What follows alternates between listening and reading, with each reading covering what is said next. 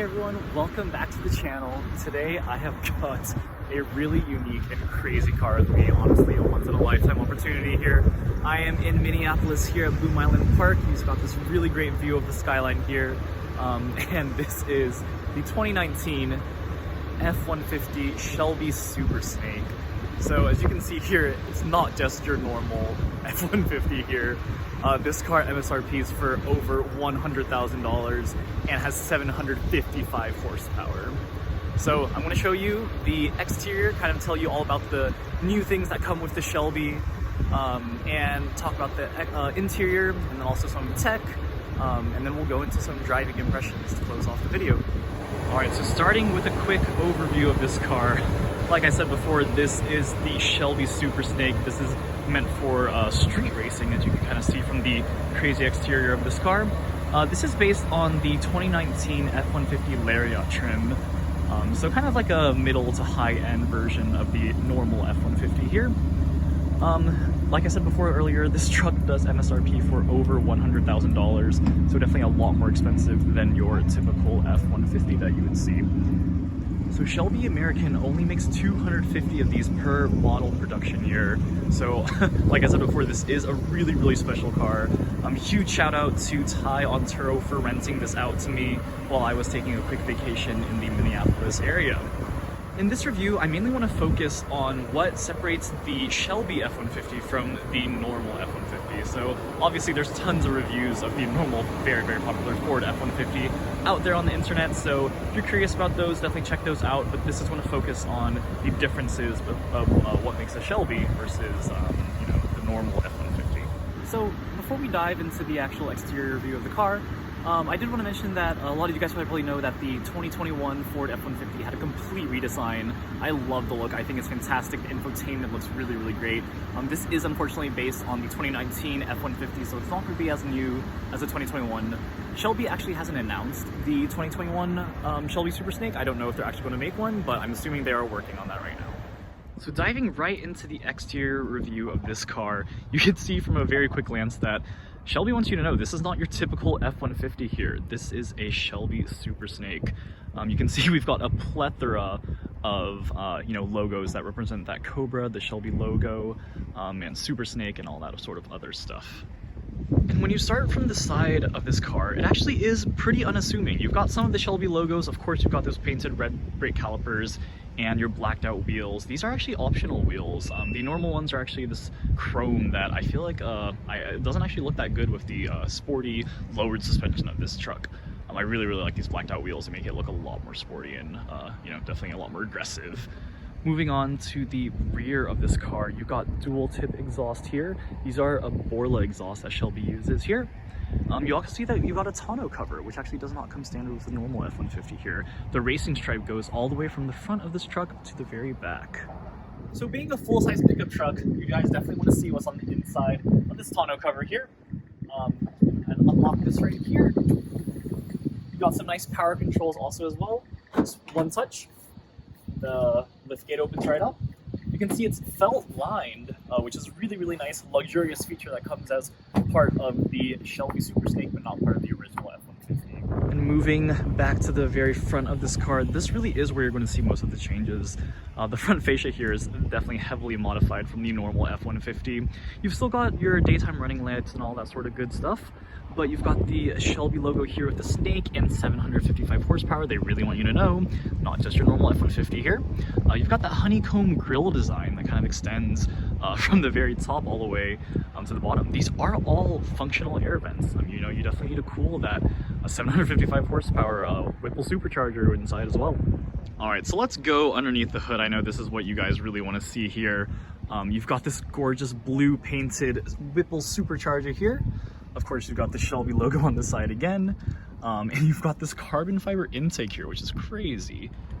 So underneath this hood, you've got a 5-liter V8 producing 755 horsepower, thanks to that 2.9-liter Whipple supercharger you can see there. So before moving to the interior of the car, I wanted to give you guys a quick taste of how that Borla exhaust sounds. So we'll start the car and rev it a little bit, and you guys can hear how that sounds.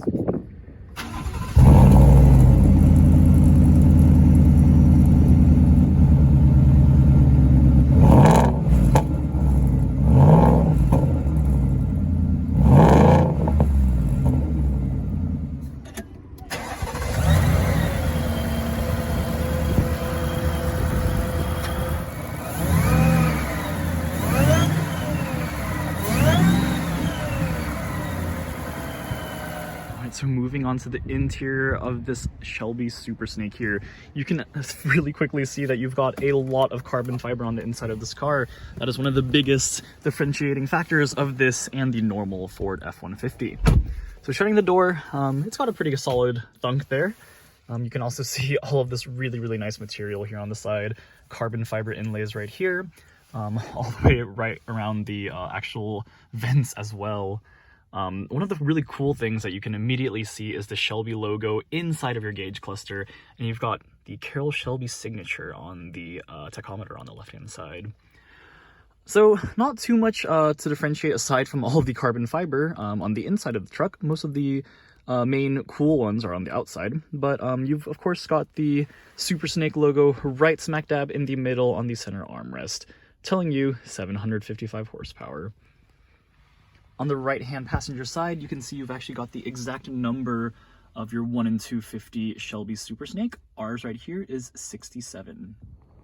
The other big difference on the interior is these really cool seats.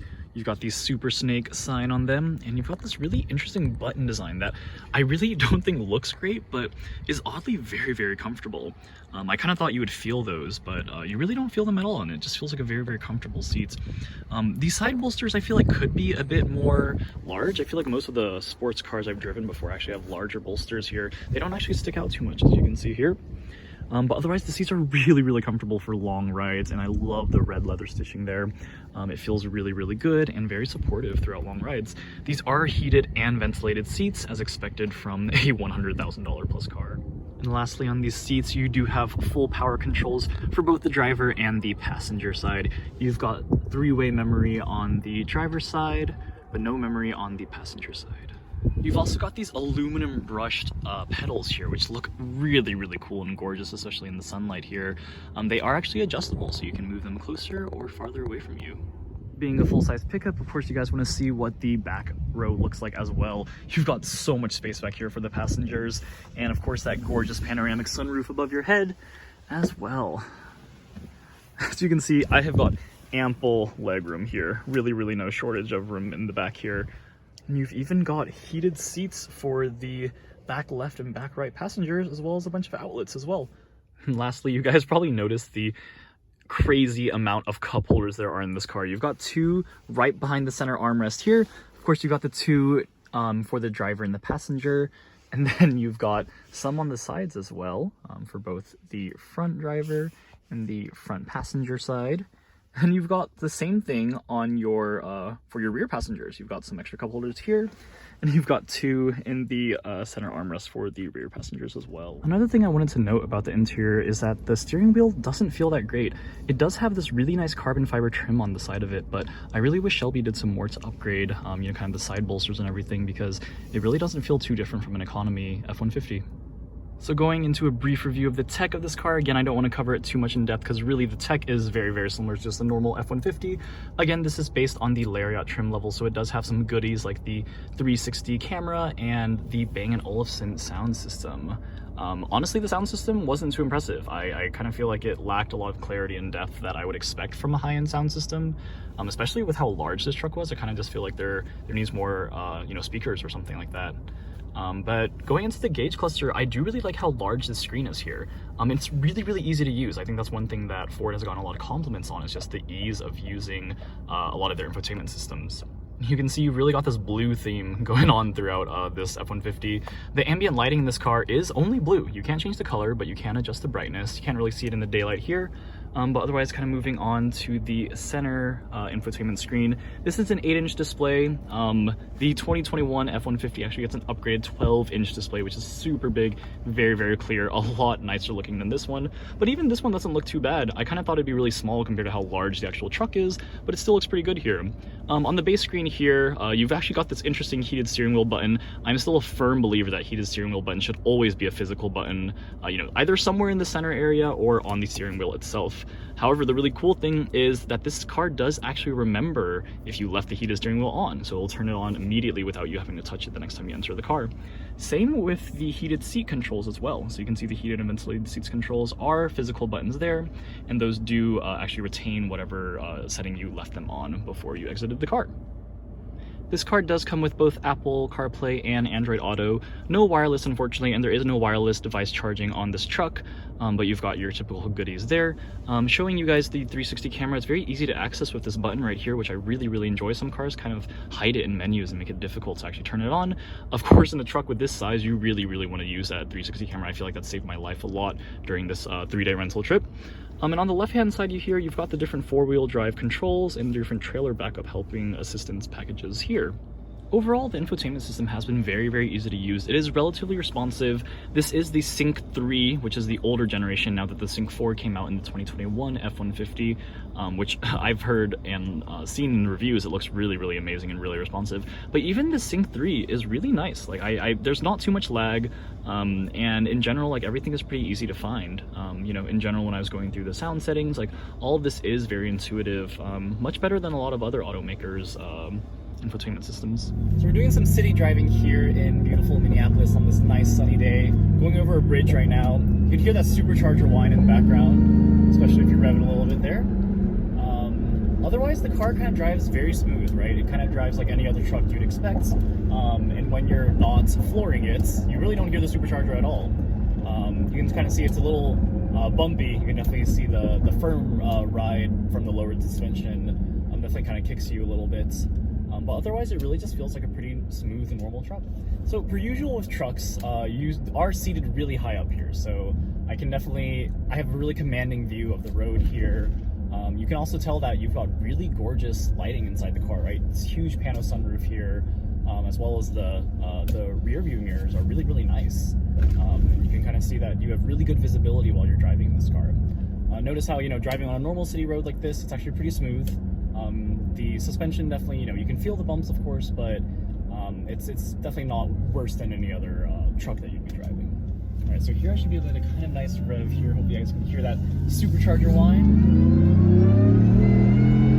And yeah, this car goes really fast. That was like 0 to 50 in, I don't know, less than 3 seconds. Shelby quotes 0 to 60 in 3.45 seconds. You guys can see though, crossing over this bridge, it is really shaky here.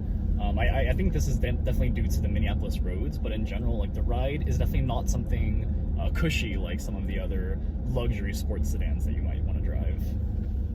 Another thing I want to note here is that you definitely will attract a lot of stares driving this car. I mean, from the exterior, right, you can tell this is a very unique car, and I think a lot of truck enthusiasts especially will be staring at you. I've gotten numerous looks. Someone was actually like shouting at my car, like, "Whoa, dude, like I want to see that car." It's definitely an attention-grabbing car, which, you know, if you're into that, this is definitely the right vehicle for you. I definitely would only recommend this truck if you have the money.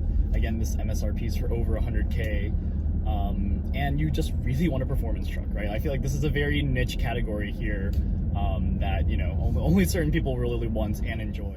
So my overall thoughts on this truck, it is really cool.